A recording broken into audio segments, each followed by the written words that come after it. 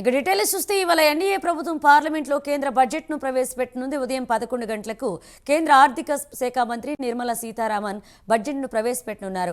ఈ బడ్జెట్లో రైతులు, పేదలు, మహిళలు, యువతపై స్పెషల్ ఫోకస్ పెట్టినట్లుగా తెలుస్తుంది.